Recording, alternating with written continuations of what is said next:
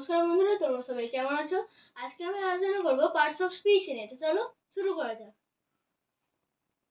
Parts of speech 8 প্রকার: noun, pronoun, adjective, verb, adverb, preposition, conjunction, interjection.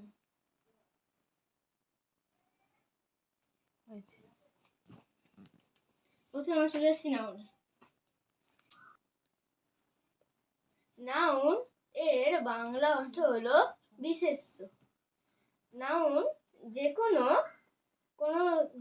দ্রব্য, মানুষ, স্থানের নাম বোঝালে নাউন হয়। যেমন Ram, Shyam, bed, Agra, Taj Mahal, photo, table, chair, etcetera. এবার আমরা চলে আসবো প্রোনাউনে। কোনো নামের বদলে যে পার্টস অফ স্পিচ বসে তাকে প্রোনাউন বলে। যেমন হি, সি, দে, দেয়ার, hair, etcetera.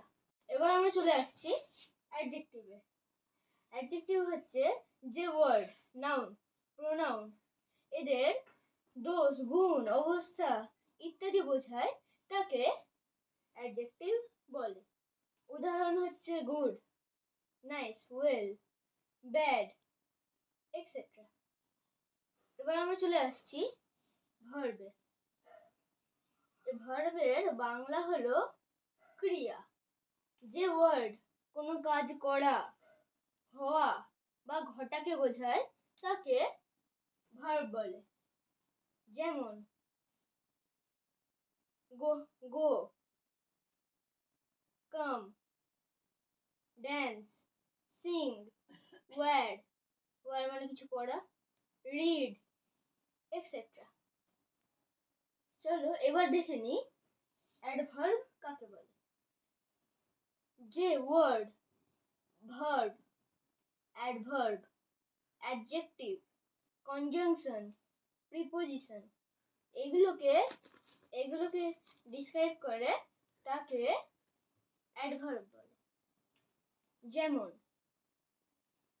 Quick, deadly, immediately, today, etcetera. বাকি তিনটে প্রিপোজিশন, কনজাংশন এবং ইন্টারজেকশন পরের ভিডিওতে হবে। যদি তোমরা পার্ট 2 চাও তাহলে কমেন্টে পার্ট 2 কমেন্ট অবশ্যই করবে।